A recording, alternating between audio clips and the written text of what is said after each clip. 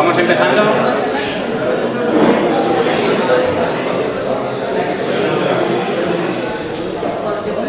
Buenos días.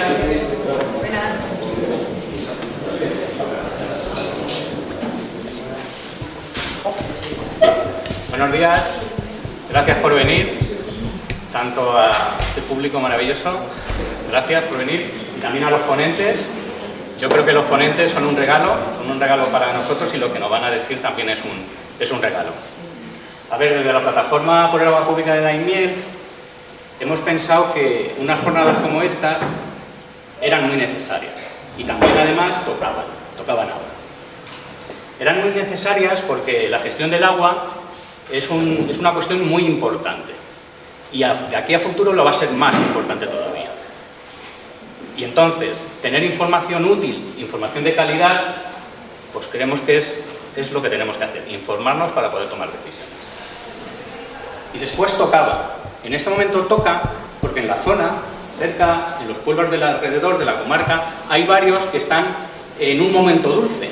Un momento dulce porque están terminando las concesiones actuales, concesiones de privatización, y los ayuntamientos pueden decidir municipalizar el servicio, que nosotros entendemos que es la forma más eficiente y sostenible de dar este servicio.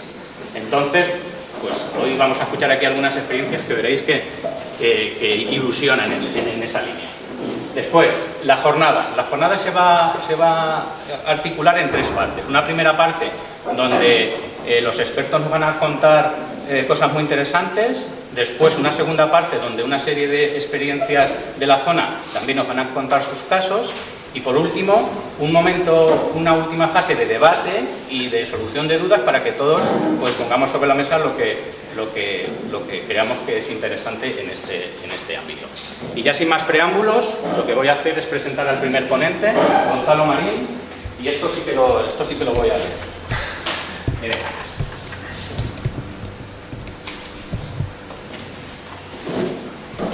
Gonzalo Marín Pacheco es ingeniero de Caminos, Canales y Puertos de la Universidad Politécnica de Madrid, director del área científica y técnica de la Fundación Canal de Isabel II. Desde 2005 es vocal del Comité Nacional Español del Programa Hidrológico Internacional de la UNESCO.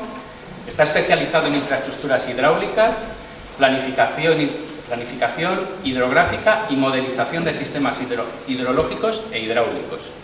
Consultor internacional de la Unión Europea en proyectos de desarrollo agropecuario, infraestructuras hidráulicas, evaluación de recursos hídricos y gestión de riesgos hidrológicos. Ha publicado trabajos sobre ayuda oficial al desarrollo destinada a financiar modelos de intervención en el sector del agua rural y el derecho humano al agua. Lo tenía que leer. Y sin más, pues muchas gracias por venir, Gonzalo.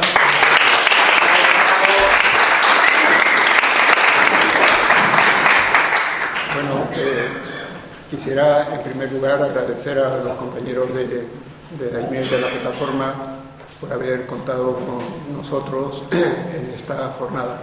Hemos tenido algunas entrevistas para establecer unas relaciones de cooperación y coordinación en las actividades que tienen previstas en defensa del agua pública en Daimiel y, por qué no, en un ámbito más amplio, como puede ser un ámbito comarcal. Yo soy miembro de la Red Agua Pública, y es una red de organizaciones. Perdón, se me oye bien, ¿no? Es una red de organizaciones a nivel estatal que tienen un posicionamiento claro a favor de la gestión pública de los servicios de abastecimiento y saneamiento, de defensa del derecho humano al agua y de la promoción de los procesos de remunicipalización y oposición a los procesos de privatización de los servicios. También quiero agradecer a los compañeros porque nos da la oportunidad de volver a ver a personas de Alcázar con quien ya hemos mantenido unas relaciones muy fructíferas en el pasado, y los afectos que nos unen son para nosotros muy importantes. Me han pedido que yo haga una introducción sobre el derecho humano al agua. como os comentaba, desde de la red de agua pública, el derecho humano al agua es uno de los referentes conceptuales para los modelos de gestión democrática que reivindicamos para los servicios de abastecimiento y saneamiento. Realmente son dos los referentes conceptuales que tenemos en cuenta y que reivindicamos. El primero es el agua como un bien común. Esto lo que implica es que la gestión del agua tiene que realizarse sin ánimo de lucro y con criterios de solidaridad, con criterios de acceso colectivo, de cooperación mutua, equidad, de control democrático y de sostenibilidad. Esto lo que configura es que el agua tiene que ser accesible para todos y sin discriminación, es decir, el criterio de universalidad tiene que ser realizado bajo el control público y que el agua no es una mercancía y por tanto no es susceptible, no debería ser susceptible de ser privatizada. Este concepto de bien común que nosotros defendemos con este contenido sintético está siendo de alguna manera tergiversado por los intereses privados en informes recientes que quieren manipularlo desde una óptica neoliberal. Esto no es nuevo. No es nuevo porque lo han hecho con el segundo de nuestros referentes conceptuales, que es el derecho humano al agua. El derecho humano al agua se refiere a los usos del agua asociados a los usos personales y domésticos, es decir, al uso de boca. Y fue definido con relativa precisión en una observación general número 15 del Consejo de Derechos Humanos, Económicos y Sociales en 2002, fue refrendado por la Asamblea General de Naciones Unidas en 2010 como efectivamente un derecho humano, y en septiembre de 2010 el Consejo de Derechos Humanos de Naciones Unidas reconoció que este derecho es vinculante para todos los países como España que habían firmado el Pacto Internacional de Derechos Económicos, Sociales y Culturales. De esta forma, el derecho humano al agua tiene una posibilidad de litigar en cuanto que, por ejemplo, en España está obligado a dar cabida al derecho humano. El contenido del derecho humano está, como comentaba, definido en la Observación General 15 y tiene unos criterios fundamentales que se refieren a la realización progresiva. Ahora voy a introducirlos, luego ya los matizaremos brevemente. La no discriminación, la equidad e igualdad sustantiva. Unos criterios normativos que hacen referencia a lo que es la disponibilidad, la accesibilidad, la calidad, la aceptabilidad y la asequibilidad. Y luego hay también, lleva implícito unos principios generales que son comunes para todos los derechos económicos, sociales y culturales, que se refieren a la participación, al acceso a la información, a la transparencia y rendición de cuentas y a la sostenibilidad económica, social y medioambiental. Los primeros derechos, los criterios normativos, están relacionados con el nivel de servicio o la calidad del servicio, de los servicios. Nosotros el servicio de abastecimiento lo valoramos por qué disponibilidad de agua tenemos, por la calidad que nos proveen, por la aceptabilidad, es decir, si el agua cumple con los estándares de olor, de sabor adecuados, si es accesible, o sea, si está dentro de nuestros hogares, la podemos disponer, y si es asequible. Por tanto, los criterios normativos se refieren a calidad del servicio. Y los criterios generales se refieren a la gestión del servicio porque hacen referencia a cómo se gestiona o cómo se debería gestionar en cuanto a la participación, si está garantizada, a la rendición de cuentas, al acceso a la información, a la transparencia y a la sostenibilidad. De esta forma, lo que nosotros vemos es que el derecho humano al agua se configura como un derecho de provisión de los servicios de abastecimiento y saneamiento. que tiene que estar garantizado por los poderes públicos o por las administraciones públicas titulares de estos servicios, que en el caso del agua y el saneamiento son las administraciones locales en general, aunque hay también algunas administraciones autonómicas para el caso del saneamiento, pero en general para el abastecimiento son las administraciones locales, quienes tienen la obligación, de acuerdo con el derecho, a respetarlo. Es decir, que las administraciones no pueden eliminar servicios existentes ni pueden obstaculizar el acceso a los mismos. Por eso tienen que respetarlo, tienen que protegerlo, es decir, evitar que agentes externos limiten el acceso, o bien mediante contaminación o porque simplemente lo obstaculicen. Por ejemplo, se dan casos de usos agrarios que contaminan un acuífero y están limitando el acceso porque el agua de la cual se proveen ciudades ya no es directamente aprovechable. Y las administraciones tienen que cumplir los derechos, tienen que cumplirlos de acuerdo con el contenido que más o menos que hemos comentado. De todo esto, lo que quiero un poco es ir viendo cada uno del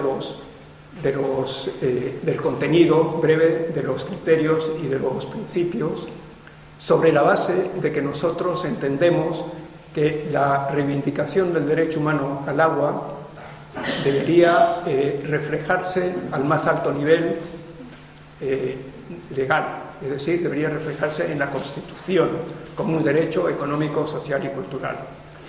Sin embargo, esto no es una cosa inmediata, pero sí entendemos que también el derecho tiene una implementación progresiva que podemos ir consiguiendo según campañas o exigencias de incidencia ante las administraciones. Esto implica que podemos ir exigiendo el cumplimiento de los criterios normativos, pero también de los criterios generales en cuanto a qué es lo que vamos a exigir en cuanto a la participación, a la rendición de cuentas, a los titulares de los servicios, ¿no? Entonces, lo que quiero es un poco ir viendo cada uno de los aspectos del derecho y luego ya comentamos quizás en el debate cuestiones de mayor precisión. En relación con la disponibilidad, se entiende la disponibilidad que el agua tiene que estar, o el suministro de agua debe ser suficiente y continuo para los usos personales y domésticos, es decir, los usos amparados por el derecho, suficiente y continuo. En el ámbito del derecho no se contempla una dotación mínima, porque eso depende un poco depende del caso concreto. Pueden ser 100 litros por persona y día, por ejemplo. Esta es la dotación mínima que el Real Decreto 3 de 2023 asume cuando habla del derecho humano al agua. El Real Decreto 3 es el que transpone la Directiva de Agua de Consumo Humano. Y son 100 litros.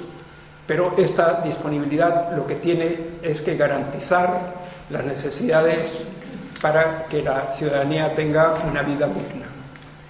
Esto implica que se tienen que establecer unas prioridades ante los distintos usos del agua. Como comentaba, el agua tiene usos asociados a derechos, que son usos, el derecho humano al agua, pero también derechos ambientales, y tiene usos productivos, como son los usos agrarios o los usos industriales, comerciales, etc. Son usos que tienen una consideración distinta. Es necesario que se establezca claramente la prioridad de los usos, estableciendo desde la perspectiva del derecho que los usos de personales y domésticos tienen la máxima prioridad. Esto es un reto. En España, por ejemplo, en la Ley de Aguas sí está establecida una prioridad, ¿no? Dice, el agua de abastecimiento tiene la máxima prioridad. Pero esto de la ley a la realidad es complejo, porque los usos productivos tienen una capacidad de presión y de lobby muy importante que en muchas ocasiones va en detrimento del cumplimiento del propio derecho humano al agua. También hay una cuestión que afecta a la disponibilidad, que es la continuidad del servicio. Cuando hay cortes de suministro, las administraciones tienen la obligación de aportar alternativas al suministro de forma que se cubran al menos las necesidades básicas. Esto es lo que está pasando en Valencia con la Dana. Habéis visto, y además es sintomático, se habla las ayudas a las poblaciones mediante el suministro de botellas de agua. No son ayudas, es cumplir con el derecho.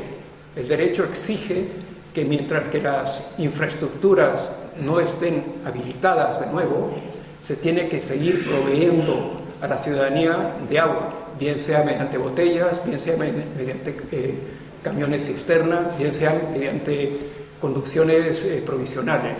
Eso es una de las exigencias y hay que contextualizar muy bien. No es una ayuda, sino es una exigencia del derecho humano al agua.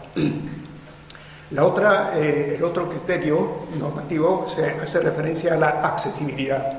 La accesibilidad es la disponibilidad del acceso al agua en el hogar o en zonas inmediatas. Cuando tenemos una red municipal, el acceso es en la vivienda, pero en zonas periurbanas o rurales no es necesariamente en la vivienda, sino en puntos de agua de suministro. Lo que se exige es que esos puntos de suministro estén relativamente cerca del punto de consumo. La distancia entre el punto de consumo y el punto de suministro implica, cuanto mayor es esa distancia, menor es la disponibilidad de agua, porque hay que acarrearla. Si vas caminando, vas en coche o lo que sea, es un tiempo que tienes que invertir. Sin embargo, también la accesibilidad no se limita a las viviendas y a las zonas de consumo directo, sino que la accesibilidad tiene que estar garantizada en las zonas comunes, en los ámbitos comunes y públicos.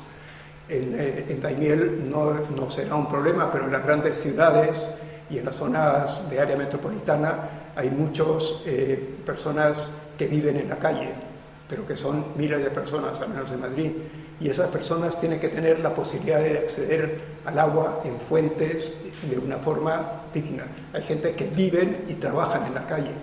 Por eso lo que es la accesibilidad implica también el acceso al agua para las zonas urbanas.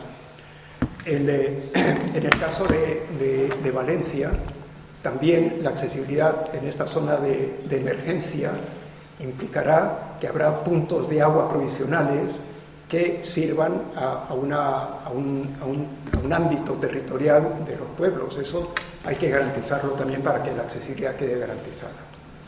La calidad es la garantía de que el consumo del agua no afecte a la salud de las personas que lo consumen. En España eso está arreglado porque hay un Real Decreto que transpone una directiva europea que garantiza que el agua de boca a través de las redes municipales es potable. O sea que esto esto habrá que garantizarlo en zonas de emergencia, pero esto es una exigencia en los países del sur global, donde la calidad no es equivalente a la nuestra, porque no se suministra agua a través de una forma general de las viviendas, sino que son puntos de agua, ¿no? Pero eso es lo que se exige de la calidad, que no ponga en peligro la salud de las personas. La asequibilidad es un tema importante porque la asequibilidad implica que el consumo de agua no ponga en riesgo, porque el coste del mismo impida el disfrute de otros derechos humanos, como puede ser el derecho a la salud, a la educación, a la alimentación, mediante un coste abusivo o que lo limite. Por eso entendemos que, o se entiende en el contexto del derecho humano, que el agua tiene que ser asequible. Y por supuesto de la sanidad, o sea que no puede el consumo de agua, lo que cuesta, poner en entredicho o limite el disfrute de otras necesidades u otros derechos. La asequibilidad también está íntimamente relacionada con los cortes de suministro, cuando estos son debidos a la incapacidad de las personas a pagarlo, y está asociado a las personas vulnerables o a las personas en situación de vulnerabilidad. Cuando esto ocurre, de acuerdo con el derecho humano al agua, hay que o bien proveer y garantizar unas cantidades mínimas para que las personas vulnerables puedan vivir dignamente, o bien suministrar incluso de forma gratuita el mínimo vital, que llamamos nosotros el mínimo vital, que es esa cantidad mínima. Esto, por supuesto, es un tema conflictivo y denota formas de respuesta desde operadores públicos y privados. Los operadores públicos, me imagino que Luis lo comentará, han instaurado y garantizado alternativas de suministro del mínimo vital para poblaciones o personas en situación de vulnerabilidad. Esto también se ha conseguido a través de los decretos del escudo social que se pusieron en marcha a raíz de la pandemia, cuando se garantizaba que para situaciones de vulnerabilidad no se iba a cortar el servicio de agua, luz y gas. Esto quiere decir que se tiene en cuenta que estos servicios básicos tienen que ser asequibles y siempre teniendo en cuenta que se refieren a las personas en situación de vulnerabilidad económica o social.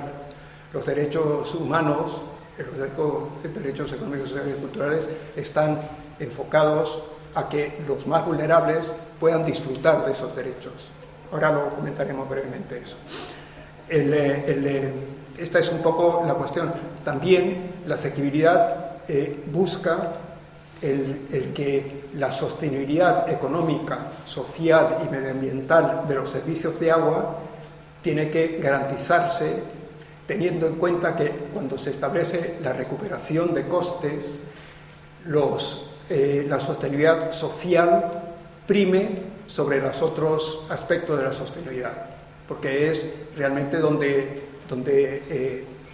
hay que garantizar el aspecto de los sectores más vulnerables. Y cuando se hagan políticas de tarificación o políticas sociales, se tiene que tener en cuenta estas consideraciones de asequibilidad. El término de aceptabilidad, lo que se refiere es que el agua tiene que ser aceptable en términos de olor, de sabor, y esto está recogido en el Real Decreto que os comentaba antes de la calidad de agua de uso humano. O sea que aquí el agua, cuando es potable, es aceptable.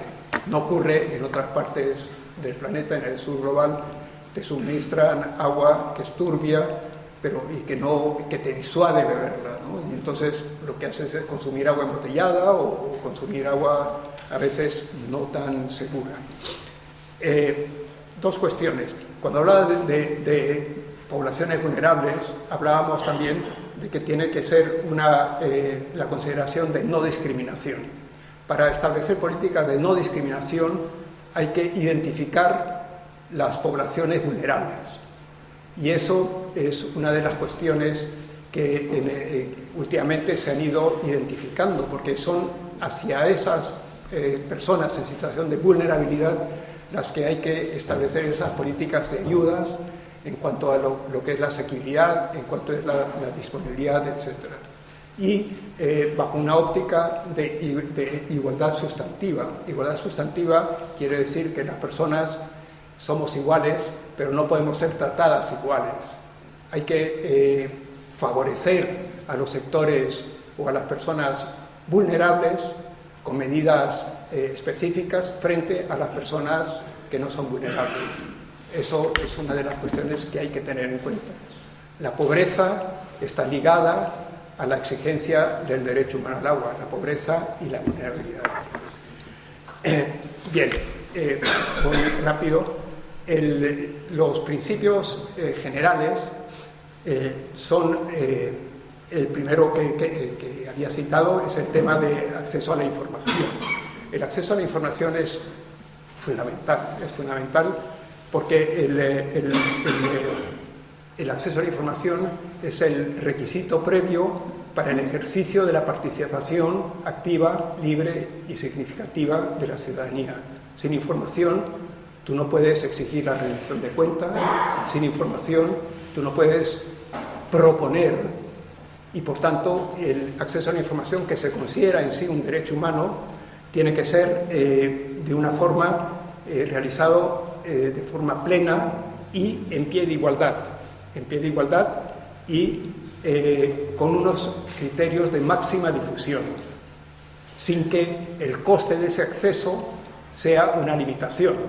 Para acceder, muchas veces podemos ir a los ayuntamientos o a las administraciones, pedimos información y te dicen, no, la fotocopia la pagas tú, o no, que sé. No, eso no es admisible. El acceso a la información tiene que ser gratuito o de una forma asequible también, ¿no? Pero que no, el coste no puede disuadir de acceder a la información.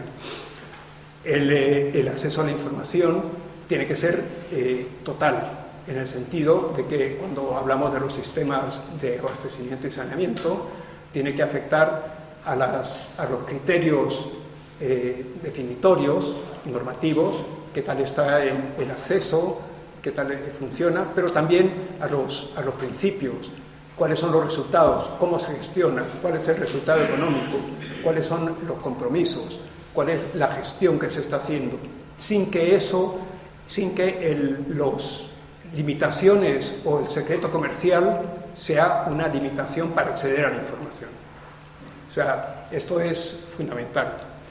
Comentaba que el acceso a la información está muy ligado a la participación, y la participación, según los derechos, tiene que ser libre, activa y significativa. Esto quiere decir que la participación de la ciudadanía tiene que tener como resultado acciones se puede visualizar positivamente en las decisiones que se tomen. Las exigencias de la ciudadanía tienen que influir en la toma de decisiones que se realizan en los servicios a todos los niveles, desde los niveles de planificación de los servicios, de planificación de los sistemas, desde los sistemas de gestión y también de la vida operativa de los servicios, como pueden ser el conocer actas de las reuniones de los comités, incluso hay casos en servicios públicos en que la ciudadanía es parte de los consejos de dirección. Aquí en España hay ejemplo de eso, y en otras partes del mundo, por ejemplo en Colombia, está regulado que en los consejos de los servicios públicos tiene que haber presencia de la ciudadanía en estos temas. Es importante que la participación libre y significativa implica que haya unas normas de participación, que haya unos espacios de participación y que haya unas tareas de capacitación de la ciudadanía para ejercer la participación. Espacios de participación y normas y toda la estructura de participación tiene que ser responsabilidad y estar financiado por los titulares de los servicios, y en ningún caso se puede subcontratar, son ellos los que tienen que hacer. Esto, por ejemplo, los ámbitos de participación, en España tenemos algunos ejemplos y se llaman observatorios de agua. Observatorios de agua, por ejemplo, existen en Sevilla, existen en Cádiz, en Xàbia y en Terrassa. Son donde la ciudadanía participa en la elaboración de las políticas y en la toma de decisiones. Y en algunos casos, en Terrassa, están dentro del Consejo de Administración del Servicio Público de Agua. En otros, en Córdoba históricamente hubo, y en Sevilla también. O sea que la participación tiene que ser en ese sentido, y en ningún caso tiene que externalizarse, y todo este entramado de participación tiene que correr a cargo de los servicios, de los titulares de los servicios. El tema de la participación, de la transparencia y rendición de cuentas es importante, porque la ciudadanía, a través del conocimiento, tiene que exigir la rendición de cuentas de los los titulares que gestionan los servicios. Y aquí es muy importante los sistemas de información. Los sistemas de información que recojan los indicadores más relevantes en cuanto a la gestión, pero también en cuanto a la conformación de los servicios, tienen que ponerse en marcha y ser representativos, tienen que ser públicos y tienen que ser abiertos a la consulta de la ciudadanía. Hay ejemplos de cosas que no son así.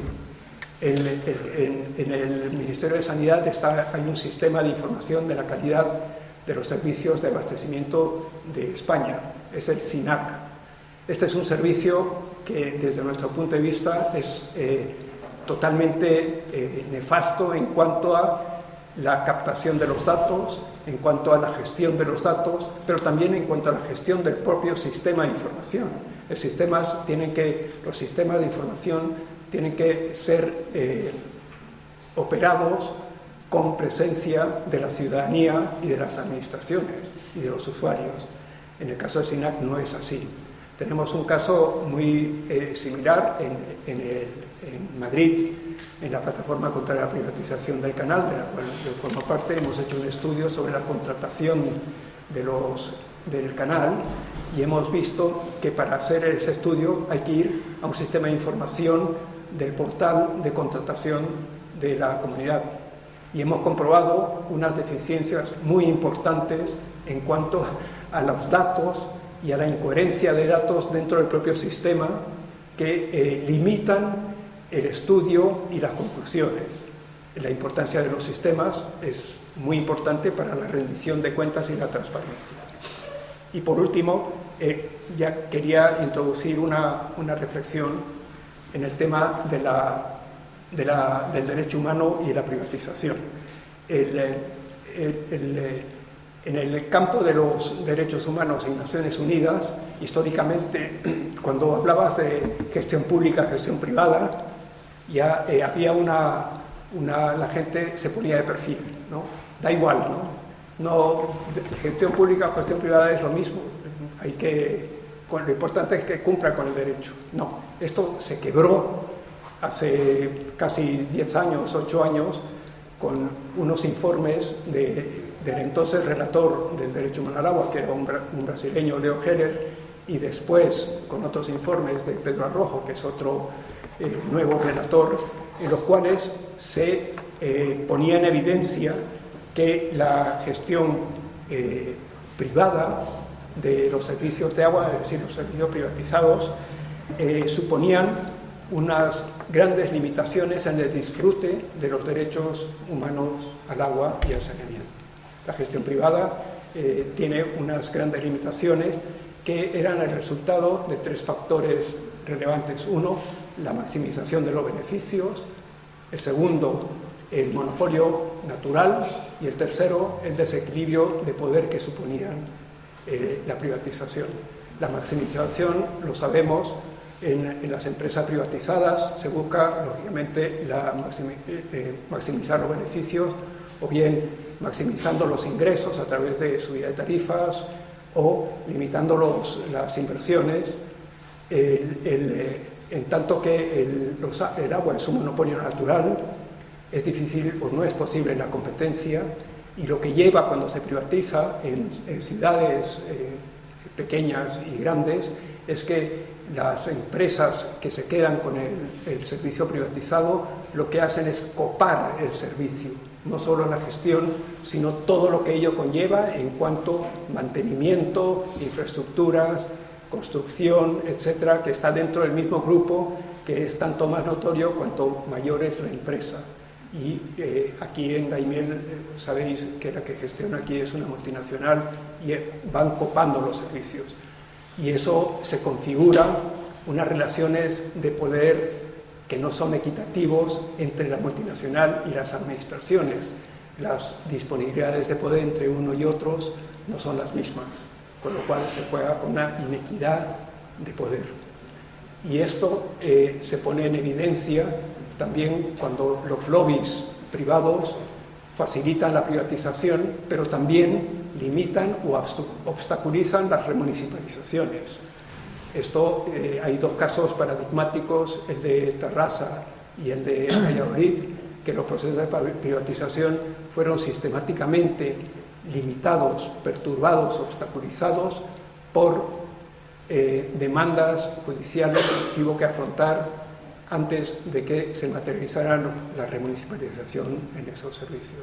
Esto también son manifestaciones de abuso o de inequidad de poder en las relaciones de los servicios de justicia.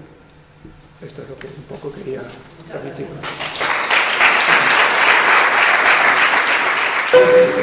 Nuestro segundo ponente es Luis Fabiano, también voy a leer. Es antropólogo de formación y recibió en 1997 el Premio Real Maestranza de Sevilla, el mejor expediente académico en Geografía e Historia. Actualmente es gerente de la Asociación Española de Operadores Públicos de Abastecimiento y Saneamiento, AEOPAS. Ha sido asesor del Ministerio de Medio Ambiente entre el 2005 y el 2006. Anteriormente trabajó como responsable del área de Sociedad y Territorio del Centro de Nuevas Tecnologías del Agua. Luis es una figura relevante en el debate sobre la gestión del agua en España, combinando su experiencia técnica con una visión social política sobre este recurso. Defiende la gestión pública del agua promoviendo el reconocimiento del agua como un derecho humano. Luis. Gracias.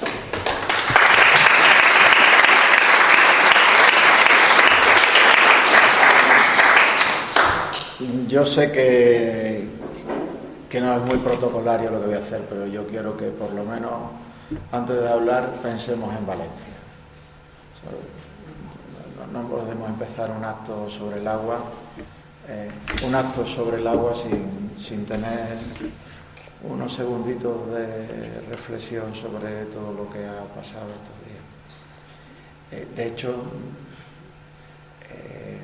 la ponencia que voy a hacer hoy la he pensado fundamentalmente contextualizando en lo que está emergiendo, que no es otra cosa que un cambio climático y una visión de las cosas no en el aquí, en el ahora, sino en poner las bases para los próximos 20 años. Las concesiones de agua fundamentalmente son eso, hipotecar nuestro futuro. Decidimos nosotros hoy para los próximos 20, 25, 30, 35, 40 años. Entonces, yo creo que eso lo tenemos que ir pensando. Lo segundo que quiero hacer es agradeceros vuestra presencia. Creo que en la sociedad actual, donde somos todos consumidores más que otra cosa, donde prácticamente nuestros actos solo son determinantes en política cada 4 años, que haya personas que sacrifiquen su tiempo libre en pro de los demás, que además estas personas puedan ser criticadas por hacer cosas. Es honroso por mi parte reconoceros que sois unos auténticos héroes y heroínas, sobre todo porque lo normal y lo que se espera de vosotros es la pasividad. Entonces, solo el hecho de estar reflexionando, sacrificando vuestro tiempo, pensando en los demás, creo que es importante en un tiempo de absoluta mediocridad. Lo que yo os voy a exponer va en relación a lo que os dije al principio, el contexto en el que vivimos. De hecho, le he llamado agua, emergencia climática, la gestión del agua como un bien común. A ver cómo le voy dando a esto. Creo que se va bien. Sí, ¿no? Bueno. Siempre señalo que de todo lo que cotidianamente en la agenda política más nos puede repercutir pueden ser cosas como los precios del aquí y el ahora, puede ser cómo estamos en las situaciones económicas del aquí y el ahora, de nuestros diferentes modelos, estilos de vida, las decisiones que tomamos, algunas intrascendentes, otras trascendentes sobre nuestra vida. Sin embargo, el verdadero elefante en la habitación para la especie, en definitiva somos una especie, es el cambio climático.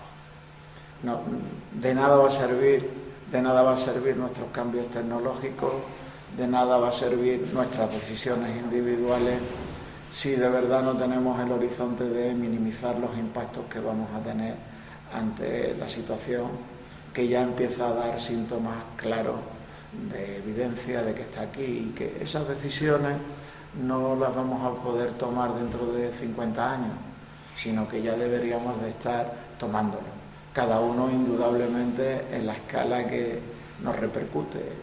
Daimiel, Tomelloso, Alcázar de San Juan tienen cosas que decir, pero sin duda el Estado tiene muchas más cosas que decir, la Unión Europea tiene muchísimas más, y así en el rescaling de las decisiones, pues indudablemente tendríamos muchas cosas que decir. Pero lo que sí está claro es que hay una relación clarísima entre el cambio climático y el agua. Sin duda, la subida de temperaturas nos va a limitar en todas las situaciones.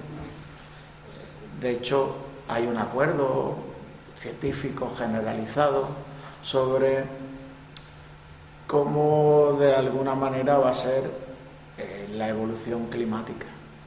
De alguna manera hay un consenso sobre los escenarios. Y eso es prácticamente, cuando hablamos en términos estadísticos, de más de un 80 y tantos % de científicos que avalan esto. Cuando decimos en España todo el mundo tiene un televisor, estadísticamente supone el 90% de los españoles, y todos damos por hecho que es absoluto que en cada casa hay un televisor, ¿no? Pues en régimen científico prácticamente estamos ya en esa onda. La mayoría de los expertos en climatología de diferentes ámbitos multidisciplinar afirman que el cambio climático y los escenarios están encima de la mesa, y son los que veis ahí. Lo que no parece que haya un consenso, y es positivo, es sobre el alcance en sí mismo. Y eso es positivo. ¿Por qué no hay este consenso? Bueno, simplemente porque el grado de predicción del futuro va a depender en buena medida del cambio de prácticas que tengamos en términos económicos, gubernamentales y sociales. Entonces, si tomamos decisiones, el impacto indudablemente va a ser menor. Si no tomamos las decisiones, van a ser mayor. El caso es que esto no es una situación simplemente de drama o de emergencia, también es de tomar medidas. Esto va de tomar medidas. Como veis, el cambio climático tiene una plasmación muy clara en dos fenómenos extremos: mayores sequías y mayores inundaciones. Los dos fenómenos extremos ganan en recurrencia y ganan en intensidad. Si cogemos un mapa pequeño, solo del 2020 al 2022, sobre todos los territorios que han sufrido sequía, veréis que ya la sequía no es una cosa más o menos cercada, relacionada con determinados territorios, sino que se hace una situación casi globalizada. Si este mapa lo hubiéramos aumentado simplemente un año más, veríamos que casi toda Europa estaba en situación de sequía.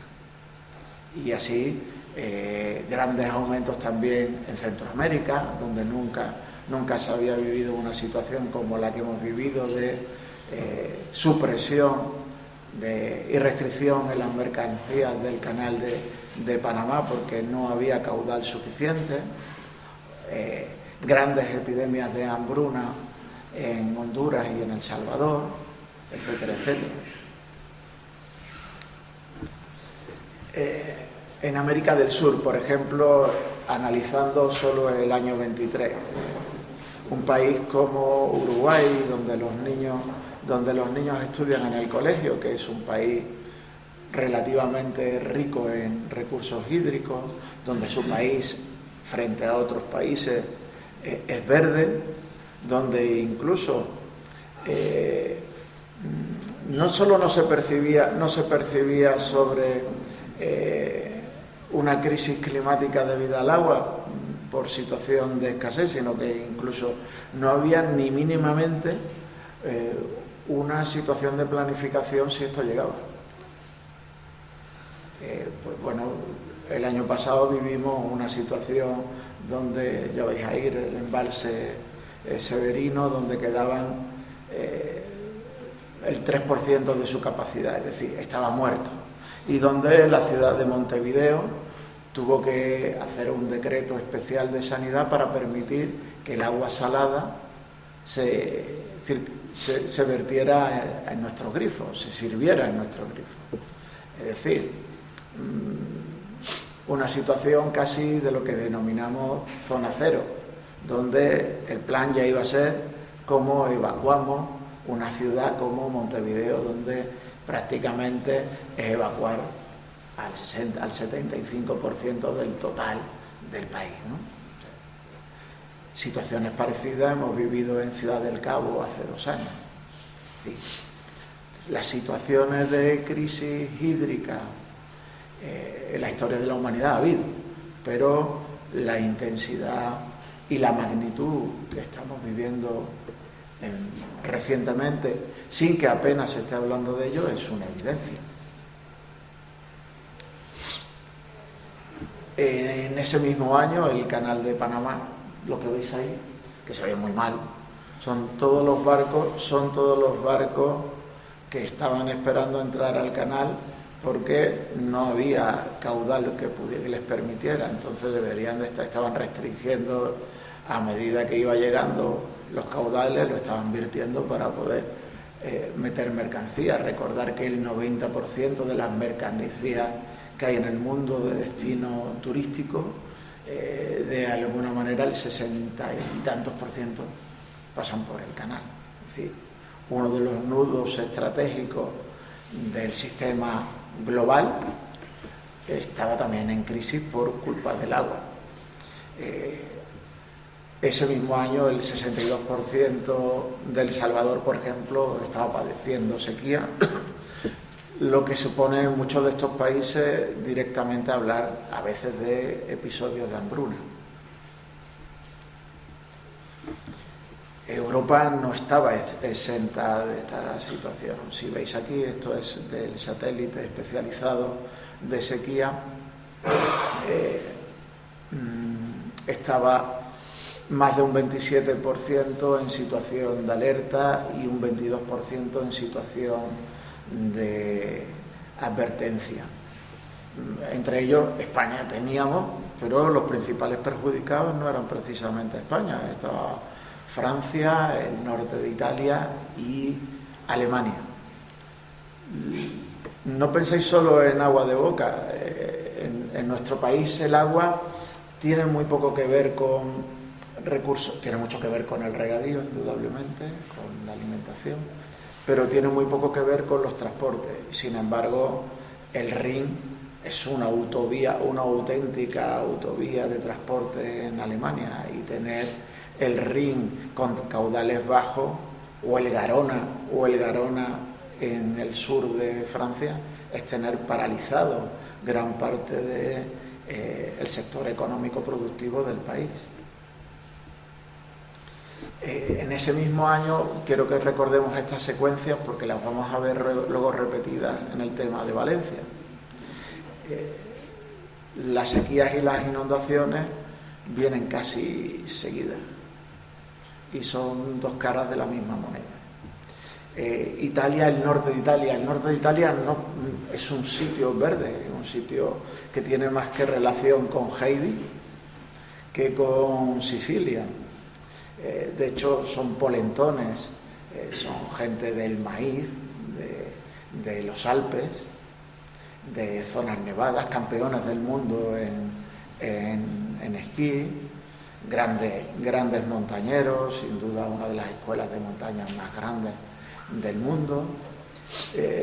Pues se declaró en 5 de las mayores regiones de Italia, se declaró la emergencia y hubo un problema vital solo de suministro a través de cisternas en más de 300 poblaciones. la Venecia de los canales se quedó desecada. Es decir, la imagen de Venecia llena de canales era esta, una Venecia sin agua. A los pocos meses, 13.000 personas fueron evacuadas en la Emilia-Romagna por el ejército. Es decir, unas situaciones de cómo puedes estar sin una situación de suministro a través de cisternas en esa misma región y a los pocos meses, a los 3 meses, tener 13.000 personas evacuadas. En Valencia está una situación relativamente parecida. Esto es septiembre, la Confederación del Júcar. Este es ese Twitter mío que lo puse ayer. Es el análisis del satélite de Europa, diciendo que estábamos en el octubre más cálido de la historia, o uno de los más cálidos, para ser científicamente correcto, uno de los más cálidos de la historia de Europa. Y seguidamente tenemos las inundaciones de Valencia, que hay una triste noticia. El problema no es solo el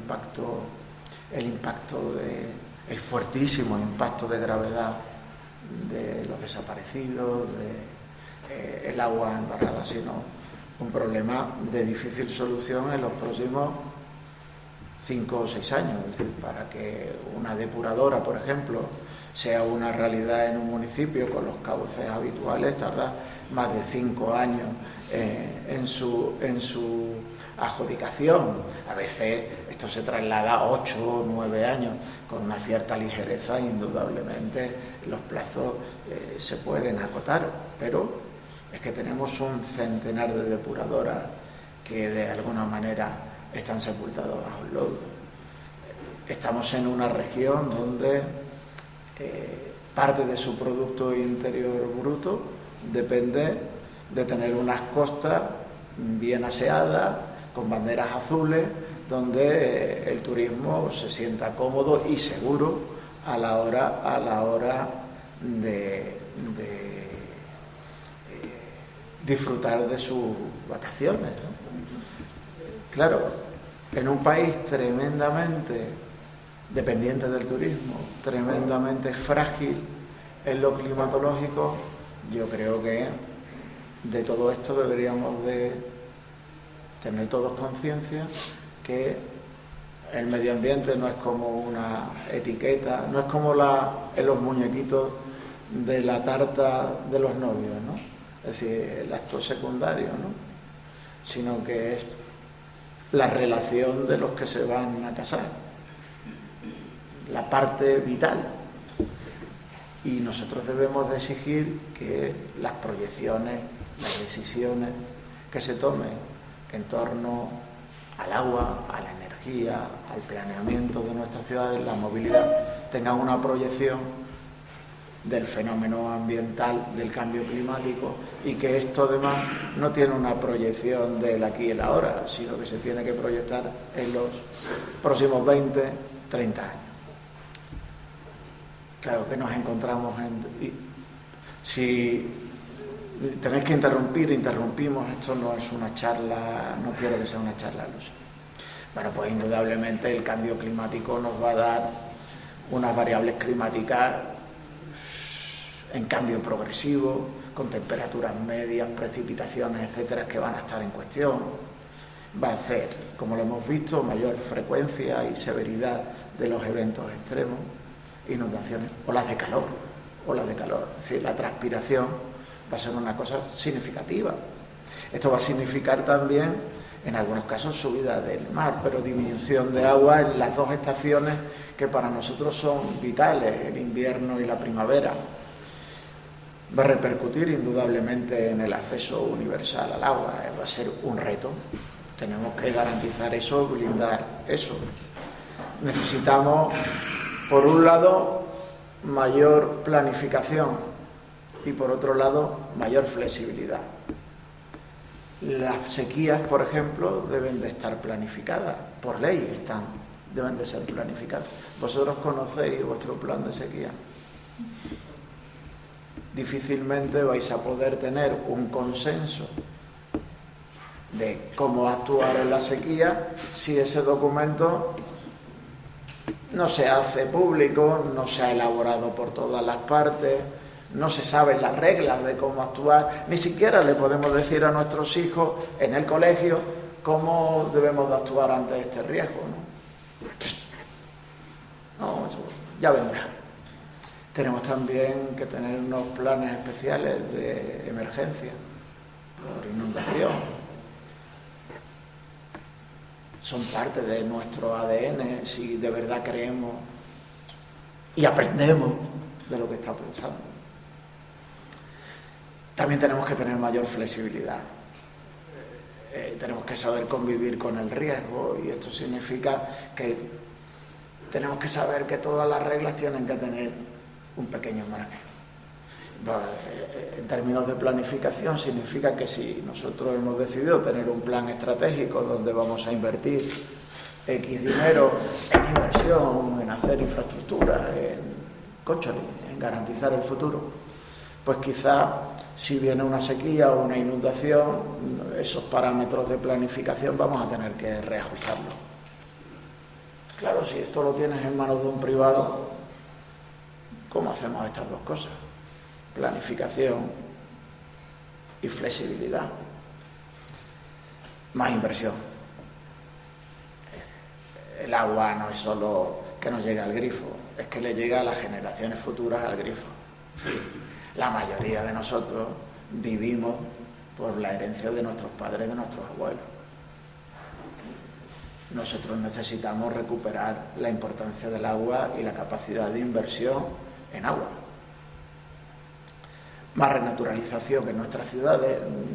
Difícilmente, si hay olas de calor, el agua se va a limitar a nuestras casas. Vamos a necesitar más parques, más jardines, más zonas de sombra, más renaturalización en nuestros espacios. Eso, o nos quedamos de 3 de la tarde a 6 de la tarde en casa, con lo que eso supone en términos económicos, laborales, de salud, etcétera, etcétera. Tenemos que invertir en esos espacios colectivos para que sean espacios habitables.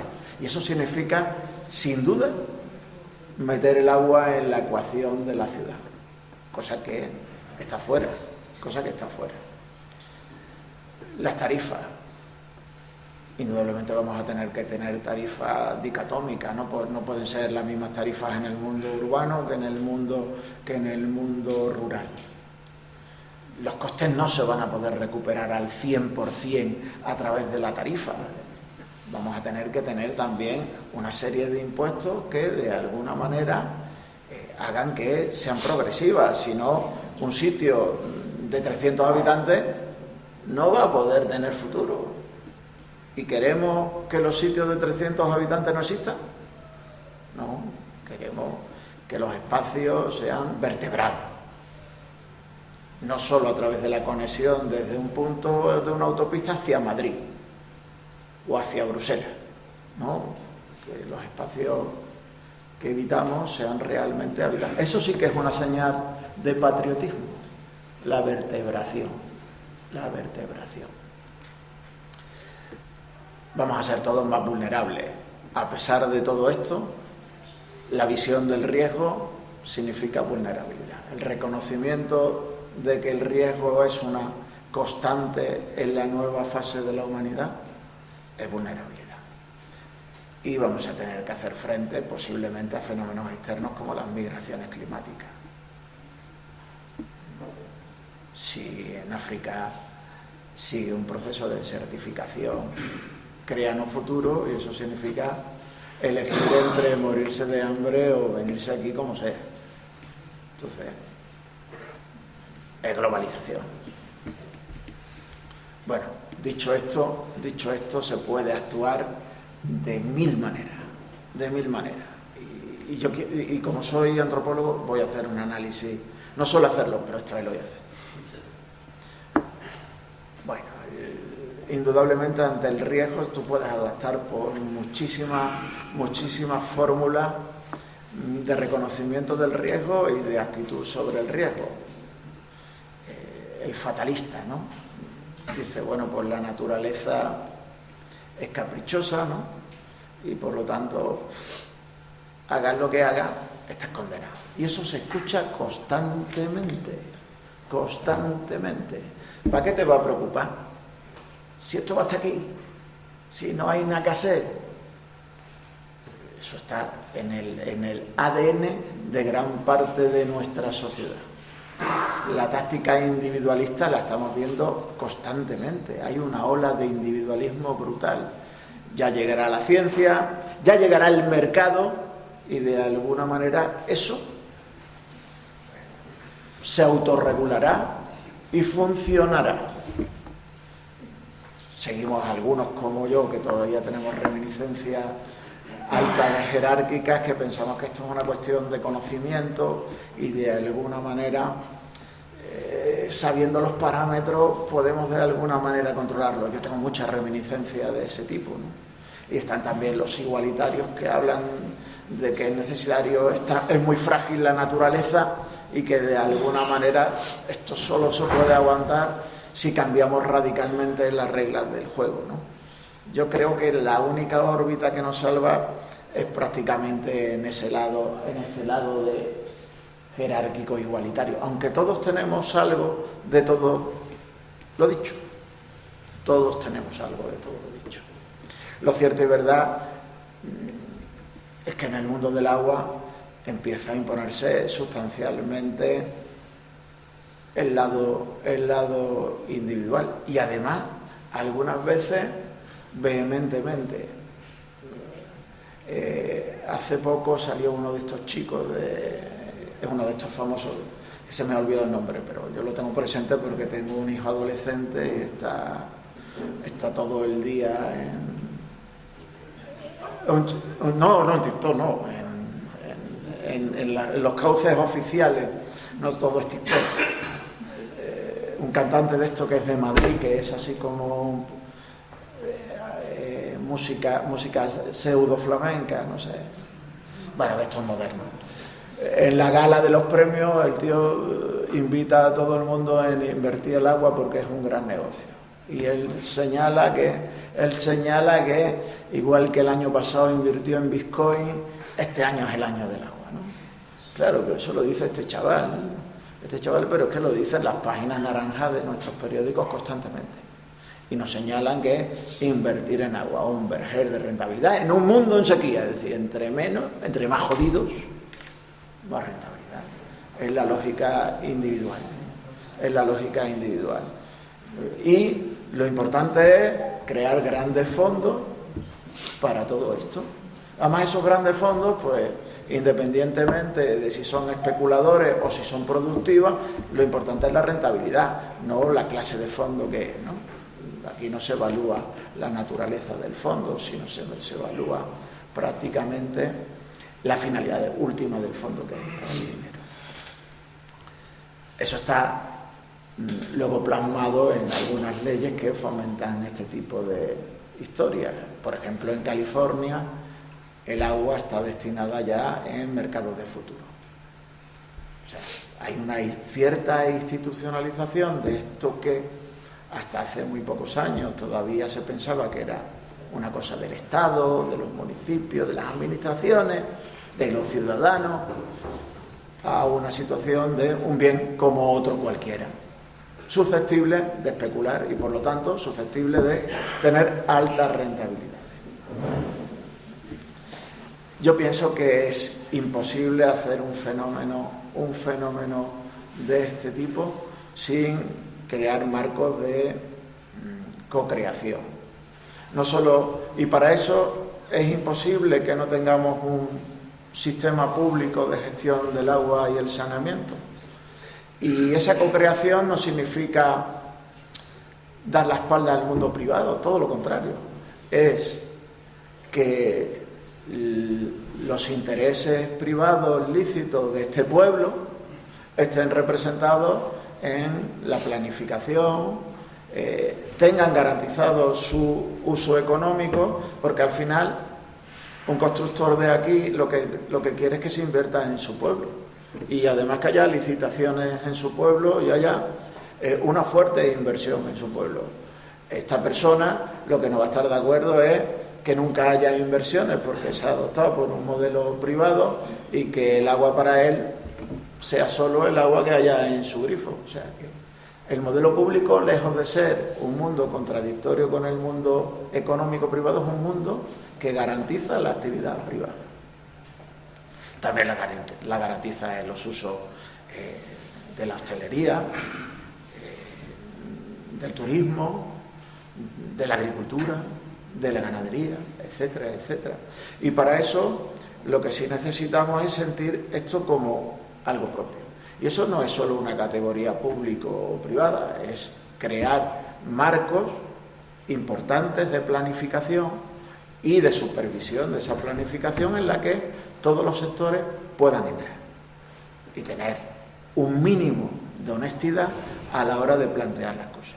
Es decir, esto es un proyecto político, un proyecto técnico que de alguna manera quiero compartir. Y quiero compartir porque no es un proyecto de 5 años, de 4 años, de 3 años o anualmente, sino que es una vértebra del proyecto que tiene que tener Daimiel en los próximos 20 o 25 años. La clave de si se privatiza o no se privatiza no puede ser si sube la tarifa de agua, no. La clave es para qué se utiliza la tarifa del agua. Si es para invertir, pues para que se vaya a fondos de inversión, se vaya a consejos de administración, a nociones de beneficio de un tercero. ¿Es posible que la tarifa no suba? Claro, si no hacen nada. Pero recordar que va a llegar un momento que la crisis llega y lo que no vale es aprovechar la crisis para encima ganar más dinero. Bueno, lo del derecho humano, como ya lo ha dicho Gonzalo, pues me lo salto. Pero sí quiero haceros esta foto. Es mentira que la privatización, el hecho universal en la gestión del agua, las 400 mayores ciudades del mundo, de cualquier continente, no sé, vamos a leer, Estados Unidos, ¿no? ¿Quién gestiona el agua en cualquier ciudad de Estados Unidos? Cualquier ciudad de Estados Unidos. Pública, el ayuntamiento, habla de Nueva York. Atlanta la privatizaron en la Olimpiada. Fue una de las grandes privatizaciones. Atlanta hoy en día volvió a manos públicas. Es decir, ¿por qué sucede esto? Porque el agua es un monopolio natural donde la privatización pone en solfa cualquier capacidad económica. No hay competencia. Es decir, cuando a mí me encanta, yo lo digo, todo el mundo que me conoce sabe que adoro la cerveza. Me restrinjo mucho. Yo no soy de una sola cerveza, a mí me gusta probar cerveza. Ahí el mercado, a un chico como yo, le da la posibilidad de elegir muchas cosas. En el agua que elegimos. ¿Es mía o es mía? Sí, aquí no estamos en libre competencia. Es más, cuando se produce una privatización, el sistema público hace licitaciones públicas, libre concurrencia, al que tenga el proyecto mejor, con todos los problemas que tienen estas cosas. No somos ilusos. Hace que se garantice una cierta inversión y que Manolita, SASL, cooperativa, se pueda presentar a la sustitución de una red.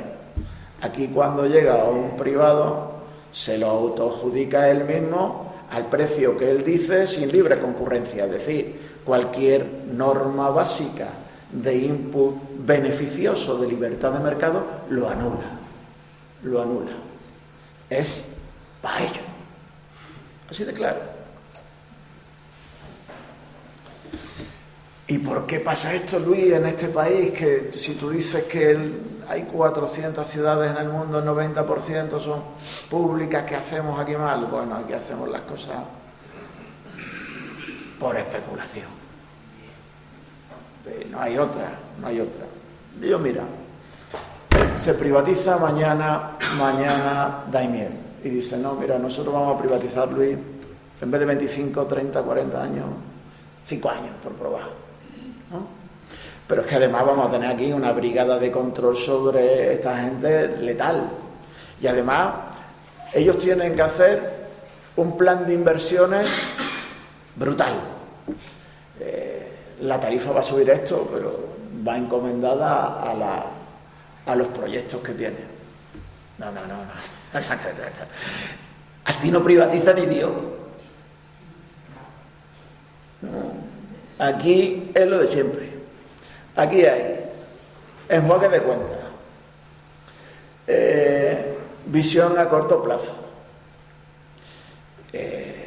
caciquismo porque no hay debate público. Entonces cualquier decisión que no tenga un debate público es caciquil en sí mismo.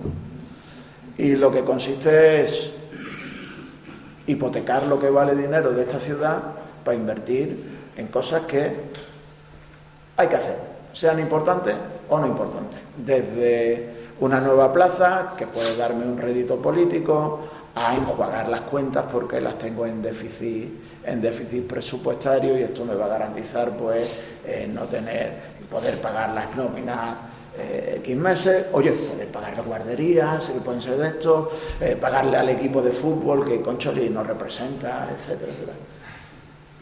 Pero ¿sabéis lo que pasa? Que eso no es inversión, que eso es hipotecar.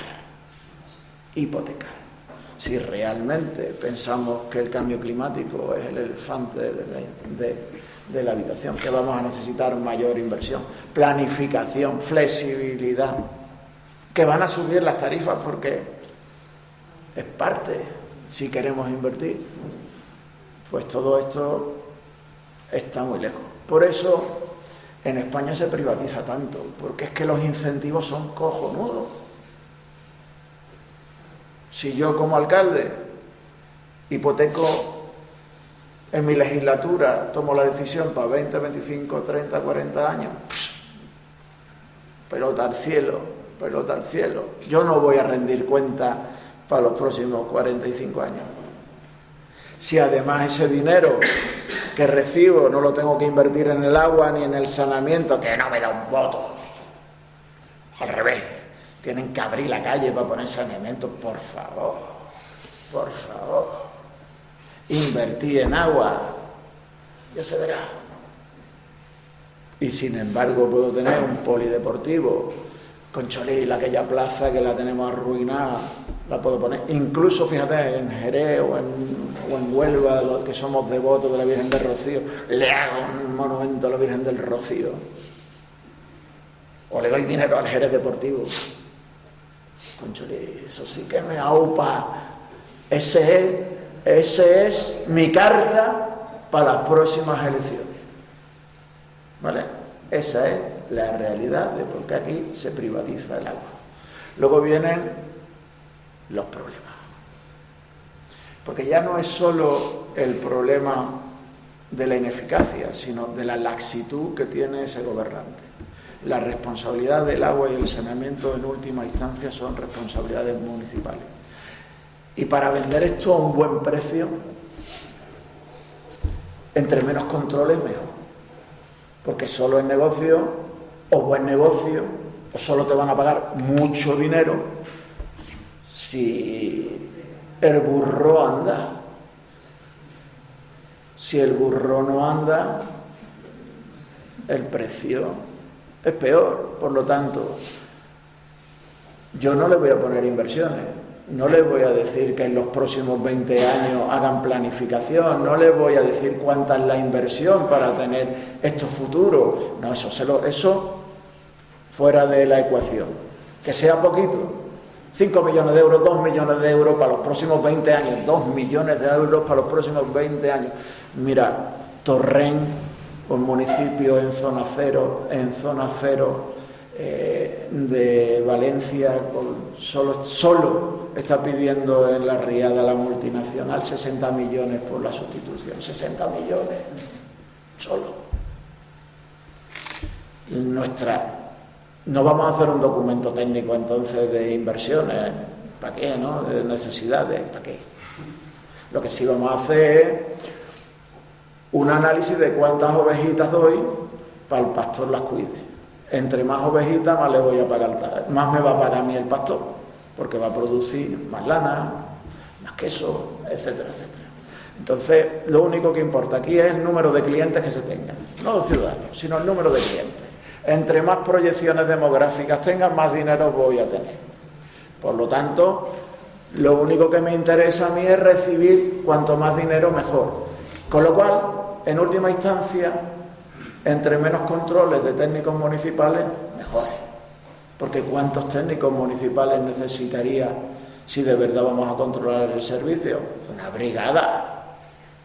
No, lejos de tener menos responsabilidad, ahora tendría muchísima más responsabilidad. ¿Dónde están los datos de estos últimos 20 años de Daimiel en el agua? ¿En el ayuntamiento? Con lo cual, la laxitud y la desinversión son factores consustanciales de este modelo de privatización. Y bueno, acabo como empecé. Gracias por estar aquí, porque en definitiva, todo aquel que lucha por el bien común desde diferentes perspectivas, voluntades, ideologías, significados, símbolos, es bienvenido si de verdad queremos combatir con lo que se nos viene encima. Muchísimas gracias.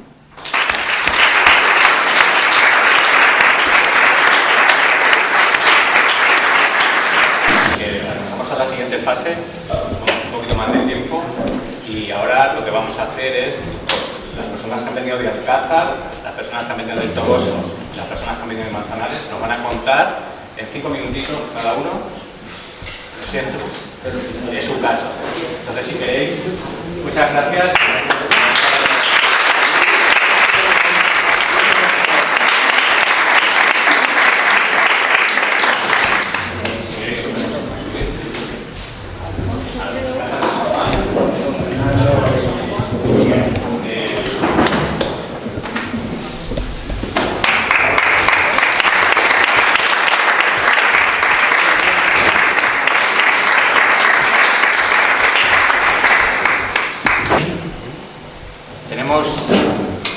A Fernando Ruiz de Osma, que viene de la plataforma contra la privatización del agua de Alcázar. Te vendrá primero. Después, Alfonso Carvajal García Mando, que es concejal del Toboso y que durante el tiempo que estuvo en el ayuntamiento se municipalizó el agua con un alcalde, con un equipo de gobierno del PP. Y por último, Miguel Ramírez Muñoz, que viene de la coordinadora por el agua pública de Manzanares. Fernando, cuando quieras. ¿He oído 5 minutos? Bien. Vale.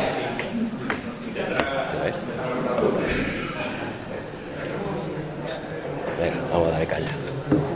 Vale, pues muy buenos días.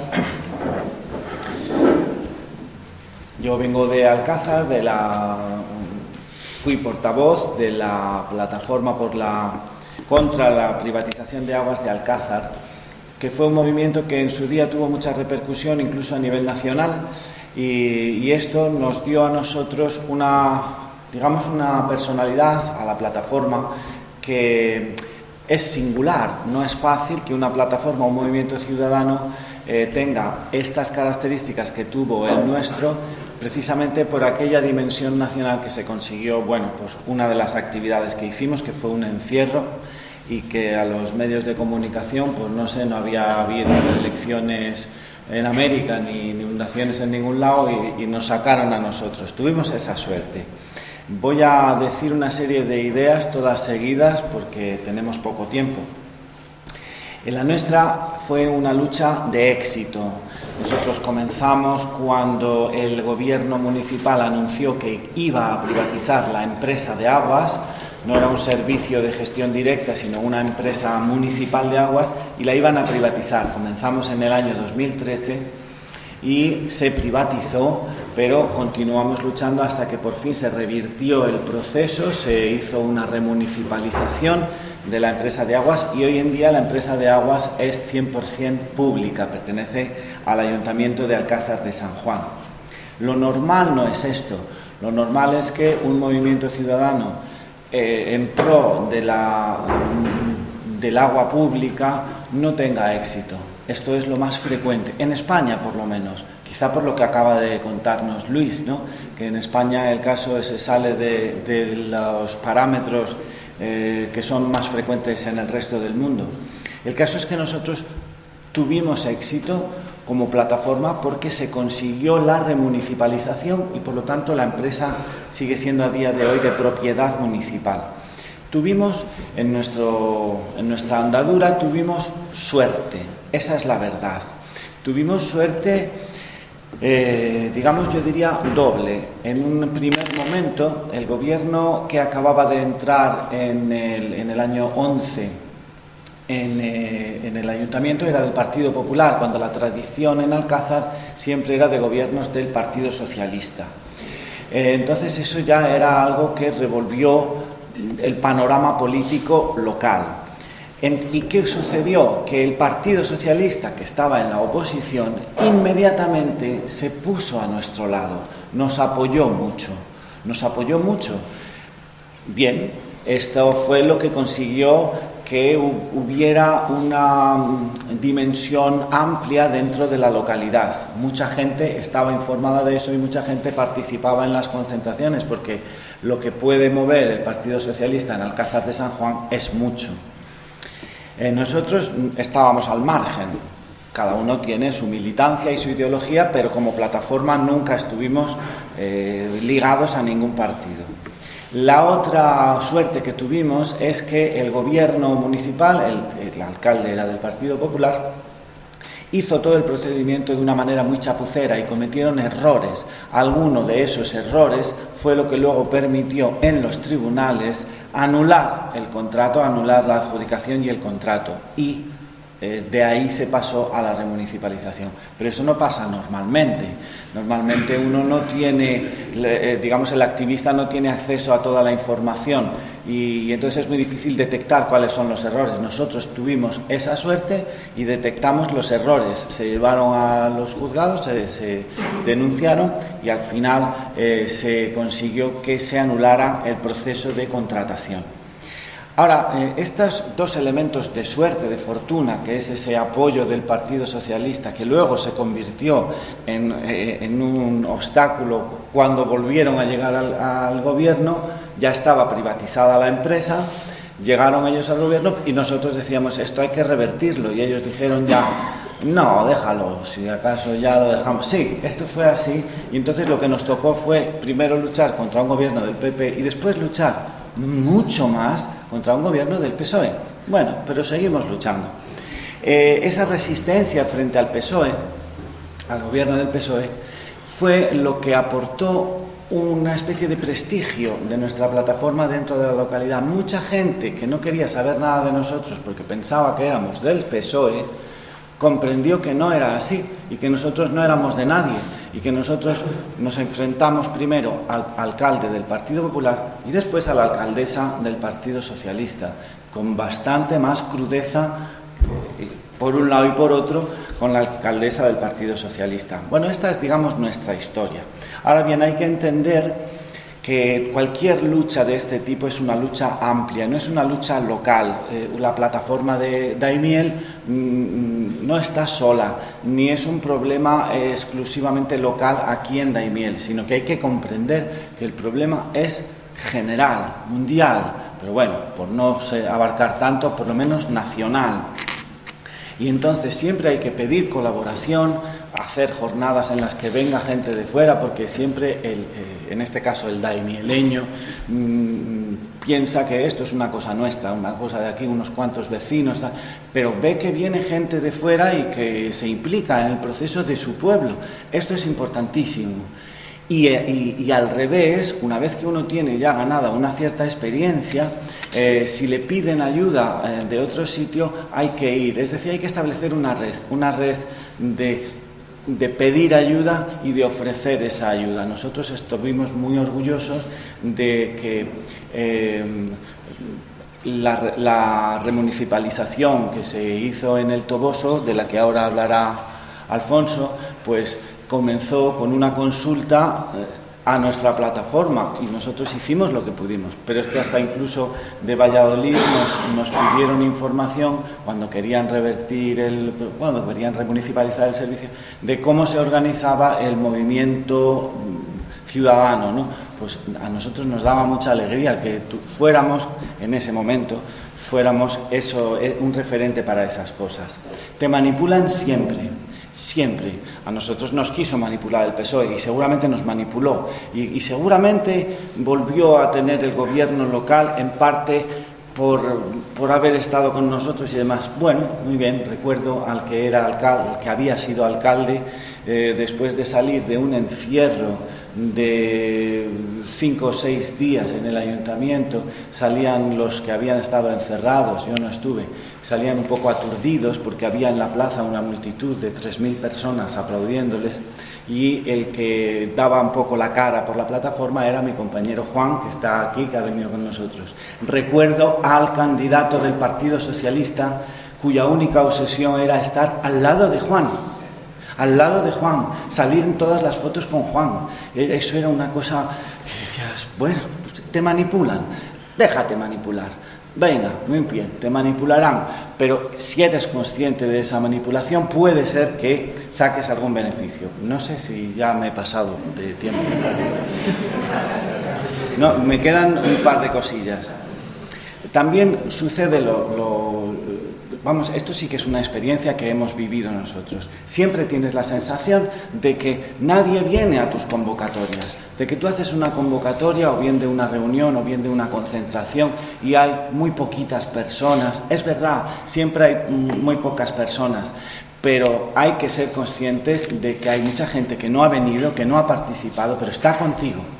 Con eso hay que contar, no hay que caer en el pesimismo, decir, no, aquí no viene nadie nunca. Bueno, no vienen, pues a lo mejor porque tienen que dar la merienda a los chicos, yo qué sé, no pueden venir, no están en esto, pero están contigo y piensan lo mismo que tú.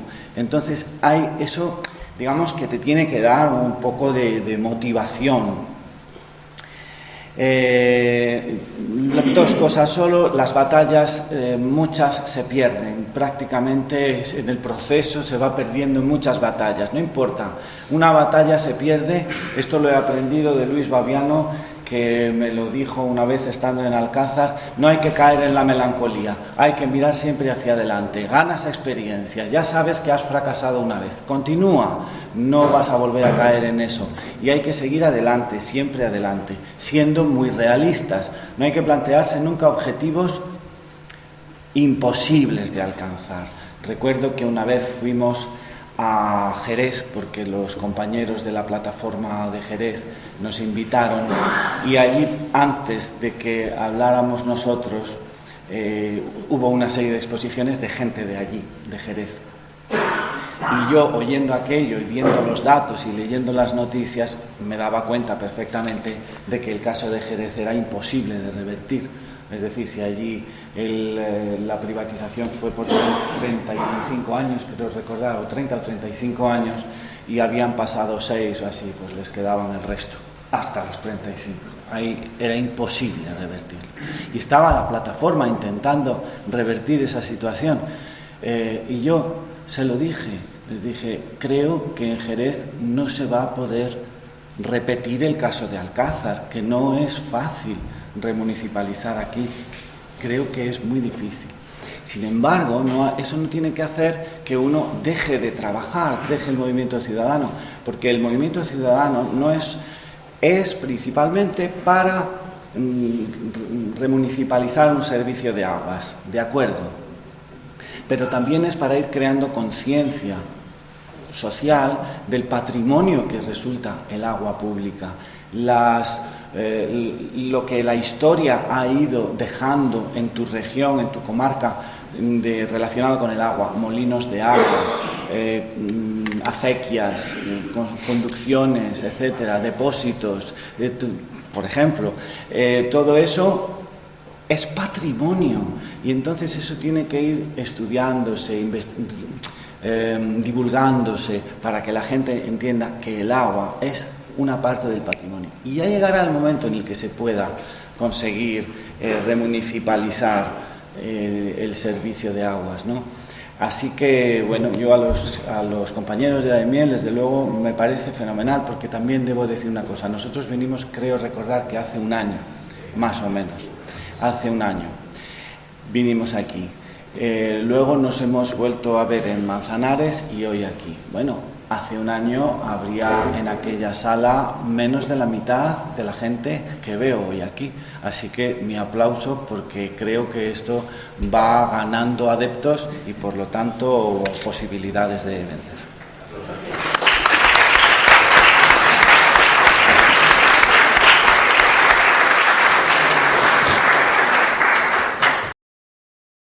Decía que gracias a los organizadores por la invitación.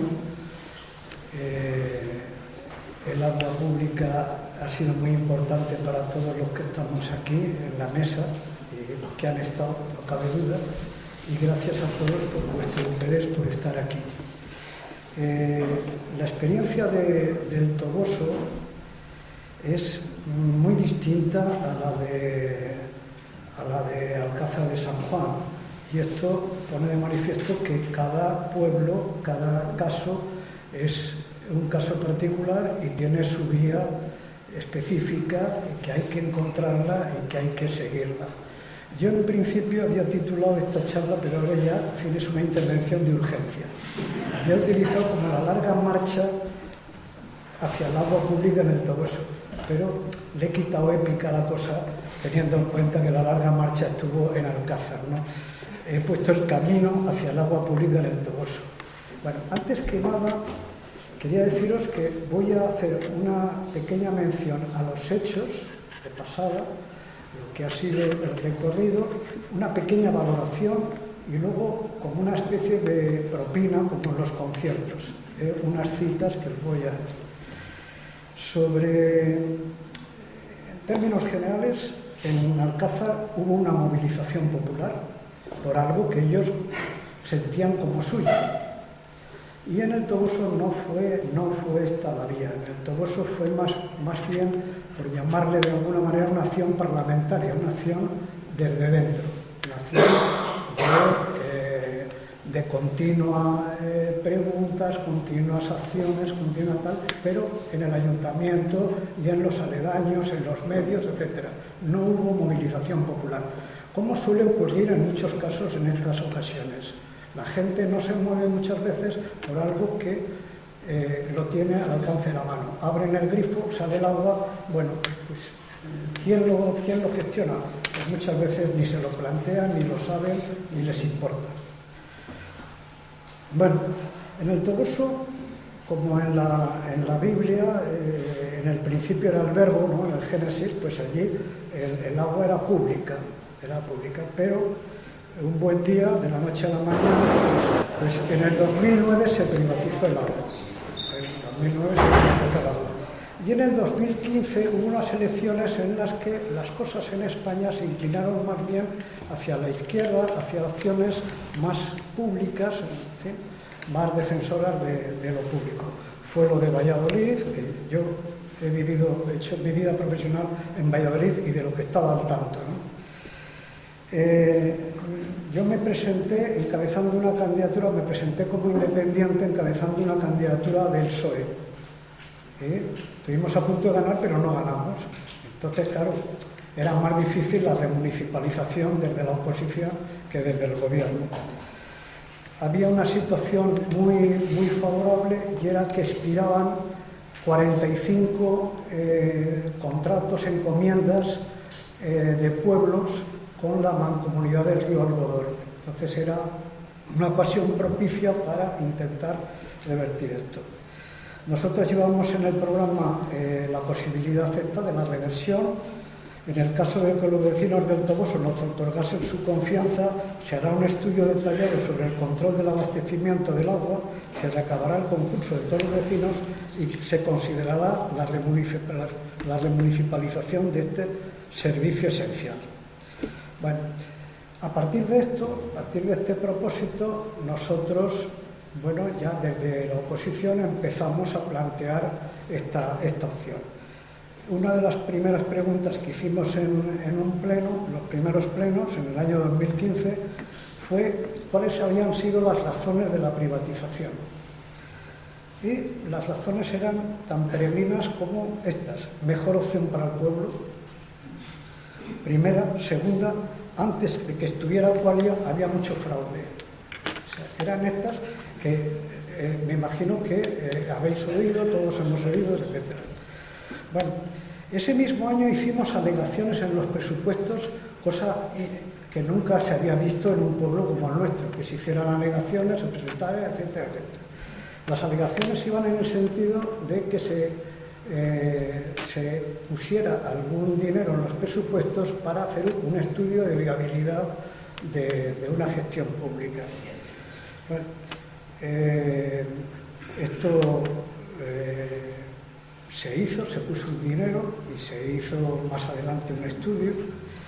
Se hicieron muchas propuestas de comisiones, de que se formaran comisiones, de que se hiciesen reuniones, y se hizo una reunión con un ingeniero que había hecho un estudio de viabilidad en el que había concluido que en el Toboso se perdían 56.000 euros todos los años, es decir, la empresa tal. Claro, esto parecía absurdo. Como una empresa que pierde 56.000 euros está interesada en hacerse con la gestión, a continuar con la gestión. Pero las cosas eran así de extrañas, ¿no? Entramos en contacto, como ha dicho Fernando, con la plataforma de Alcázar y le invitamos a una tertulia en el Toboso. Fue cuando conocí a Fernando y tuvimos una tertulia que se llamaba Tertulia sobre el agua. Y allí fue cuando oímos todo el recorrido de la plataforma de Alcázar y todos sus objetivos, y, en fin, y nosotros ya fuimos poniendo a punto nuestros argumentos, nuestros objetivos, etc., ¿no? En 2017 también hicimos alegaciones a los presupuestos, todo encaminado hacia la mejora del servicio del agua, la mejora de la red de agua, de distribución, etcétera. No vamos a entrar en todo esto. Y en marzo de 2017 hicimos ya una propuesta formal de remunicipalización, que el agua en este pueblo vuelva a la gestión pública. Gestionamos un bien público de manera directa y eso es enriquecer al pueblo en una situación de debilidad. Nuestro pueblo había perdido muchos habitantes, está perdiendo tal.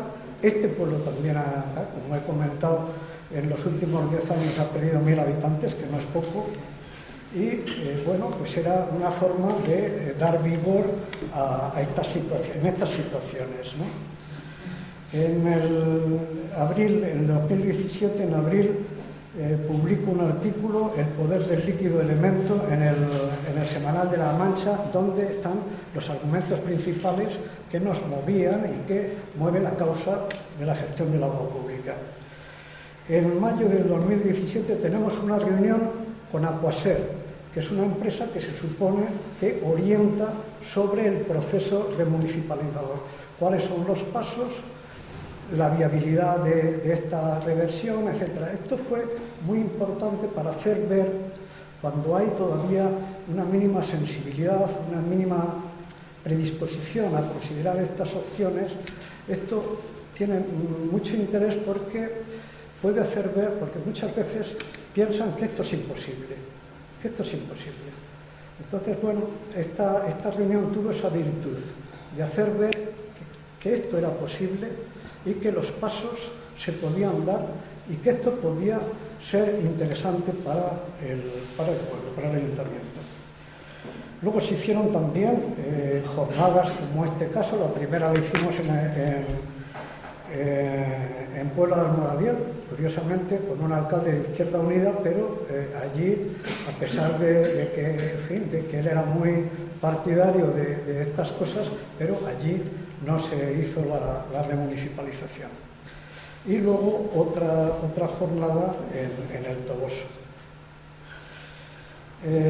Escribimos una carta abierta a la alcaldesa dando datos concretos de lo que había supuesto la gestión privada, y en el 2018 ya se hizo un acuerdo en el Pleno y se dio publicidad a la memoria. Esta memoria, donde se recogen las condiciones para una gestión pública, es preceptiva para que se haga el proceso de remunicipalización. El 6 de junio se aprobó, y lo que en una nota que resumíamos el pleno de la aprobación, decíamos: con esta aprobación se culmina el proceso de remunicipalización que ha llevado a cabo el Ayuntamiento del Toboso. Los efectos de esta decisión entrarán en vigor el próximo 1 de julio a partir de las 0 horas. Estaremos atentos a este instante. Abriremos los grifos y nos dejaremos arrebatar al saber que ese líquido que emana se ha transmutado por arte de magia. Es más fresco, más limpio, más nuestro.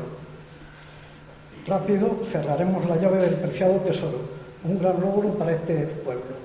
Bueno, celebramos ese día y nada. En cuanto a la valoración brevísima, es que yo creo que lo que hizo que esto acabara con un final feliz fue nuestra determinación, por una parte, desde el primer momento, y esa conjunción astral que hizo que el grupo del Partido Popular aceptara por último. Eso decíamos que era una especie de conjunción astral.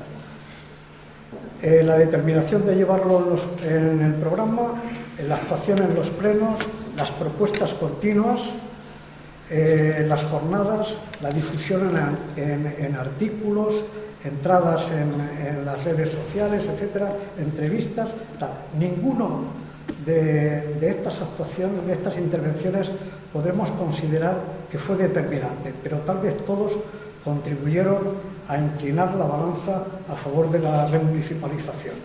Muy importante, quiero hacer tributo al primer encuentro con Fernando, la tertulia que tuvimos allí, y también una razón añadida para defender esta causa. Se crean amistades. Eso sí, eso es verdad. Bueno, nada más.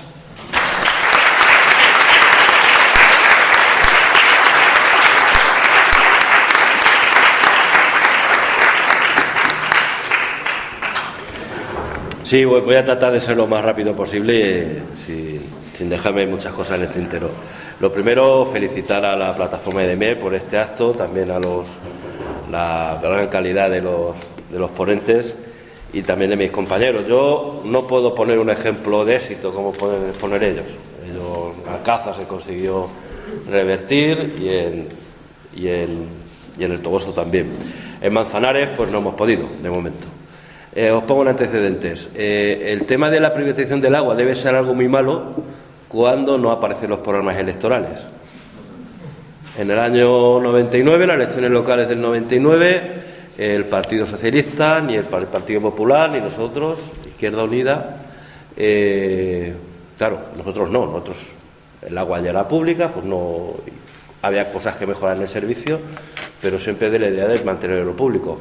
Sin embargo, una vez pasadas las elecciones fueron en mayo, se constituyó la nueva corporación en junio, pues a la vuelta en agosto el Partido Socialista, que ganó con mayoría absoluta, pues anuncia la privatización del servicio. Una empresa como la Aguas de Manzanares, la empresa de Aguas de Manzanares, que tenía en aquella época, estamos hablando del año 99, cerca de 60 millones de pesetas anuales de beneficio. Es decir, una empresa que funciona, que da una calidad de servicio mejorable, pero y que daba beneficios. Bueno, pues todo eso se vende básicamente por un canon, por prestación de servicio. Y vendimos el Agua de Manzanares por 1.300 millones de pesetas, que una empresa, Pridesa, que luego nos enteramos que el infumable exministro de Interior, José Luis Corcuera, formaba parte del Consejo de Administración de Pridesa, y que luego unos años después pues Privisa fue absorbida por Acciona. De hecho, ahora mismo quien gestiona el agua de Manzanares es Acciona, ¿no? Bueno, efectivamente, pues el alcalde hizo caja, cogió 1.300 millones de pesetas y se las gastó pues en esa legislatura. En inversión en lo que es la red de agua pública de Manzanares no se hizo nada. Años después, gracias a la Diputación de Ciudad Real, se hizo aquello que eran las agendas locales 21, se hace un estudio de cuál es la situación de Manzanares en tema ambiental y demás, y ya se detecta, pues estamos hablando de un poco 2005, 2006, una pérdida en la red de aguas de cerca del 40%. Y claro, y como no se ha invertido, pues eso no ha mejorado solo. Hemos tenido pues, el gran problema que tenemos ahora mismo en Manzanares, y yo creo que casi la totalidad de los pueblos de la zona, es que tenemos cerca de un 50% de pérdidas en la red, de un bien escaso y demás. En todo esto, es decir, se privatiza el agua, ¿verdad? Y ahora, 25 años después, porque el contrato termina en agosto del año que viene, y bueno, estamos ya nosotros tratando, que vamos un poco tarde, por reactivando un polo crítico ciudadano para ver si somos capaces de revertir la situación. Si os comento que yo en el año 2015-19 fui concejal de Izquierda Unida en el Ayuntamiento, de Manzanares conseguimos parar un Lola Flores, le llamé yo, porque os cuento, en el periodo 2011-2015, en un gobierno del Partido Popular en Manzanares, tuvimos 2 episodios de contaminación importante por las bodegas en la campaña de 2013-2014, que por eso me quería estar aquí en Daimiel, es decir, contaminamos el río Azuer, que es el río que nos une, y casi además un daño ambiental que afectó también a las tablas, ¿no? Y fruto de esas sanciones, 300.000 euros de multa, más de 300.000 euros de multa al Ayuntamiento de Manzanares. Y gana las elecciones sin mayoría el Partido Socialista, y en la primera nos quiere clavar esas 300.000 euros de multa a la tarifa del agua, porque había que pagar la multa. Y yo le dije, Julián, ¿nos quieres hacerlo Lola Flores? ¿Os acordáis que Lola Flores, cuando le pusieron una multa de 40 millones de pesetas, y dijo, pues con una peseta que me diga español pago la multa, ¿no? Pues un poco quería hacer. Al final eso lo paramos en el Pleno, y bueno, la cosa ha ido, al final hubo un juicio contra el anterior alcalde de Manzanares y de Membrilla, y los gerentes de la cooperativa, y todo ha quedado en nada. Pero los 300.000 euros de multa sí lo hemos tenido que pagar. Bueno, luego, meses después, firmé un acuerdo de gobierno con él, y en el acuerdo de gobierno que firmamos PSOE, Izquierda Unida, Manzanares, sí metimos la cláusula de que había que estudiar ya, ponerse a trabajar la remunicipalización del servicio. Voy a apelar a esa memoria, a ver si somos capaces de conseguir que Julián, el alcalde, pues estudiemos esta remunicipalización. Importante, valoración 25 años después del servicio, de la prestación del servicio. Peor calidad. Hay un teléfono de averías que nadie atiende, y al final pues la gente del pueblo sabe que cuando te vas a las 7:15 a la churrería de La Brava, allí los pillas tomando café, y si le tienes que comunicar alguna avería, pues se lo comunicas allí, que ya veremos cómo te la atienden. No se ha hecho, la empresa no ha hecho apenas inversión, ninguna. Se ha ido reparando lo que se rompía, pero no se ha hecho una previsión de las reparaciones. Y por ejemplo, tuvimos en una esquina del castillo de Manzanares, del castillo de Pilas Bonas, hubo 3 roturas en la misma esquina. Arreglaban una y volvían a tapar, sin investigar. Bueno, vamos a mirar cómo está la zona. El resultado fue que una esquina del castillo se hundió, con lo cual ya el coste de reparación, de reposición estamos hablando de un castillo del siglo XII, es decir, fijaros, ¿no?, el daño. Importante, la nula inversión, el déficit de tarifas. Es decir, desde hace 20 años la empresa Acciona está pleiteando contra el ayuntamiento porque ellos quieren que se suba la tarifa. De momento, la posición del ayuntamiento ha sido no, la tarifa la que hay, se sube por el IPC y ya está.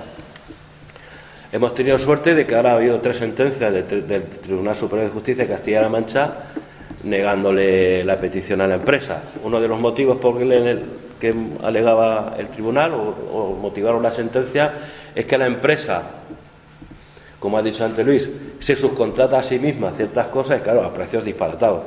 Con lo cual, es decir, bueno, no, usted es que está haciendo aquí una práctica fraudulenta, por decirlo de una manera. Pero claro, eso va a estar ahí todavía, ¿no? Y por lo tanto, mucho me temo que la primera decisión será una actualización de tarifas. No sé si antes, de cara a suavizar los pliegos de condiciones, si se decide con la condición, si se sigue con la idea de mantenerlo privado, o después, ¿no? No creo que la empresa quiera asumir el coste de presentar nada más recibir la concesión una subida del agua, de los precios del agua, un 20 o 30%. Y luego lo que más nos preocupa a nosotros son los daños colaterales. Llevamos varios años, es decir, bueno, ya pues, cerrando un poco ese capítulo, las primeras inversiones que se volvieron a hacer en el agua de Manzanares fue fruto del acuerdo que hicimos, fruto del acuerdo de gobierno, en donde ya pues casi todos los años cerca de 400, 500.000, dependiendo de la... Se hizo un estudio de la red y se priorizó aquello que era más urgente y reparando, sobre todo para ir frenando posibles rupturas. Pero aún así, pues tenemos cada cierto tiempo el anuncio de que Acciona hay que cortamos agua tal hora, tal día, tales calles y demás, con lo cual es una duda, bueno, es una incertidumbre permanente el servicio de agua Manzanares. Y yo ya empiezo a sospechar de que ya llevamos tres veces de que anuncian que va a haber un corte de agua para todo el día y luego ese corte no se produce. Pero claro, lo que hacemos la gente pues es acopiar agua para poder usarla para el baño, para cocinar y demás. Claro, tú has consumido de golpe una cantidad de agua que a lo mejor no... ¿Eso que ocurre? Pues que te multiplica la tarifa, lo que has gastado de agua y así tienes beneficios. Y otro dato también que sí quería poner, que lo he comentado tomando café esta mañana. Si los ayuntamientos se creen que con esto se quitan problemas o se quitan controles, no es verdad, porque al final siempre tienes que poner o a un funcionario que vigile que se está cumpliendo el servicio. Nosotros en el contrato se suponía que las facturas primero van al funcionario, estudia la factura y luego cuando le da el visto bueno se pasa a cobro. De hecho hicieron una trampa que era, en Manzanares tenemos el agua cada 2 meses. Cada 2 meses toma la lectura y se pasa la factura. Pero un año, en verano, lógicamente, cogieron lectura de 3 meses. Y entonces, claro, la factura se multiplicó, porque como también tramos progresivos, entonces ahí hubo un escándalo y se pudo resolver. Pero bueno, ya sabéis por dónde van los tiros, ¿no? De que al final lo que tratan es de que a ver cómo sacamos más dinero. Y por último, deciros que para nosotros lo importante es, y también aprovechando tanto las intervenciones de Gonzalo como de Luis, el que tengamos cuenta de que estamos hablando de un bien escaso, un bien que es un derecho humano, y que deberíamos mantener el control público del todo ciclo del agua: captación, abastecimiento, saneamiento y depuración, porque nosotros en Manzanares, después de la experiencia de los episodios de contaminación 2013-2014, nos preocupa mucho. Y eso es un tema que también está un poquito en el aire, ¿no?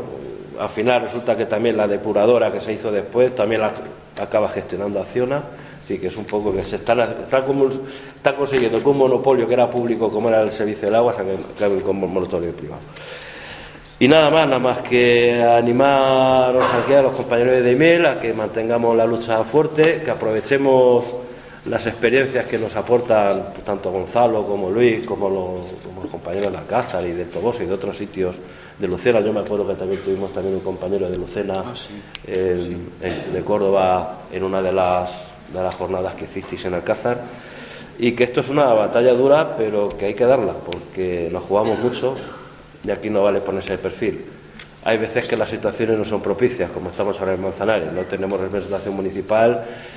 Todos los grupos que ahora mismo en Manzanares, PSOE, PP, incluso el que es ahora concejal de Vox, era entonces el concejal de PP que votó a favor de la privatización, por lo tanto no tenemos ahí encima de la mesa, partimos con aliado cero, por lo tanto lo tendremos que ganar en la calle. Así que, pues nada, muchas gracias por esta invitación.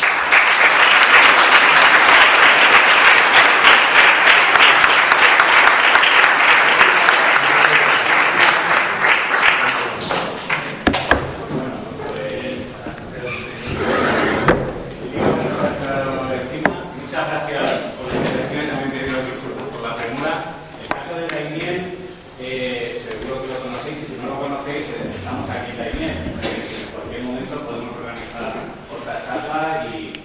información tanto en todas las subcamitas, tanto de exila toda la información de la plataforma. Solo unos titulares. A día de hoy, el Ayuntamiento sigue adelante con el expediente de privatización por 25 años y por una operación de más de 65 millones de euros, a pesar de que nos hemos reunido con ellos y los hemos querido poner en contacto con expertos como IOPAS, a pesar de que hemos recogido más de 500 firmas a las que no nos ha contestado, a pesar de que ya sabe cuáles son las consecuencias de la privatización. Todo esto que se ha dicho aquí en Daimiel, estamos reflejados. Nosotros tenemos aproximadamente un 50% de pérdidas en la red de saneamiento a día de hoy. Las inversiones que han hecho los técnicos del ayuntamiento que necesitamos para preparar nuestro sistema son de 4 millones de euros. Pues el ayuntamiento lo que ha hecho es sacar la licitación a la que nosotros hemos interpuesto un recurso que todavía está vivo, porque creemos que hemos encontrado un fallo, porque solo mete en inversiones 1,6 millones, lo que comentábamos antes. Una operación de 65 millones de euros a 25 años, inversiones 1,6 millones. Y nosotros lo que hemos pedido en este recurso es que si el ayuntamiento, los propios técnicos del ayuntamiento han encontrado 4 millones que necesitamos para reparar la red, ¿por qué solo meten 1,6 millones? Eso está abierto y desde luego todavía no he firmado una nueva concesión, todavía no he firmado un nuevo contrato, entonces pues todavía podemos hacer cosas. Podemos movilizarnos, podemos pedirle al ayuntamiento que revise su decisión, podemos decirle al ayuntamiento que por favor contacte con expertos como los que han intervenido hoy para que hagan un estudio serio de qué vale más, de qué es más interesante, un sistema de gestión privada o pública. Por lo que hemos oído hoy, a nosotros no nos cabe duda de que es mejor la gestión pública, pero desde luego lo que tiene que hacer el ayuntamiento es tener datos, es decir, que no puede, sino tener datos para hacerlo mejor para el pueblo y no lo más fácil.